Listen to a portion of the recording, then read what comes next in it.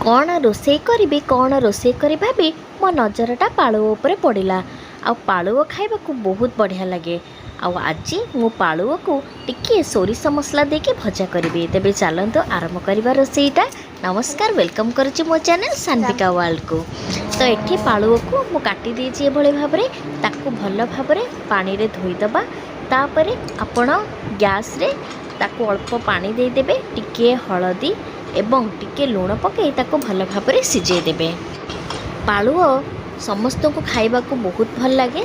ताकू डालमा भी पका जाए जो मैंने हबिष करती। जेहेतु कार्तिक मास चलला एबे तो साधा चली। एबे मो पालुओ को ये किसी समय सिझापी छाड़ी देछि। देखंतु पालुओ भल भाबरे सिझी गलानी।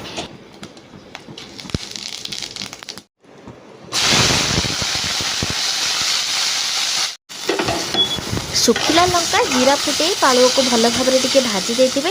टिके नाली भलिया देखा जाउथो भजाटा। एठी मु सोरिष बाटिके रखिछि, जेमति सेतिरे कंचा लंका, रसुण, जीरा और अल्प सोरिष दे ताको मु बाटिके रखिछि।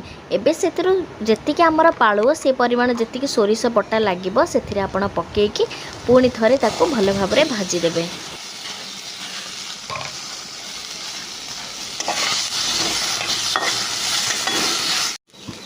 सोरिष सहित पालुओ भल भाबरे भाजी हैला परे टिके काश्मीरी चिली पकई देबे। तार कलरटा टिके भल आसीबो आ भल भाबरे ताको गोळी देबे। एवं आउ गोटे मिनिट परे मध्ये हमर पालुओ बनिकी रेडी हो जिवो। एबे देखंतु बास्ना बहुत बढ़िया आसुची सोरिष बास्ना। आ हमर पालुओ भजा बनिकी रेडी हो जाइछि। याको आपण भात एवं पखाळ संगे खाइबे गरम गरम, बहुत ही बढ़िया लागिबो। मु तो याको खाली पेटरे एमती बसिकी खाई दिए। तेबे थरे एमती मसला दिया पालुओ खाइकी देखंतु बहुत ही बढ़िया लागिबो।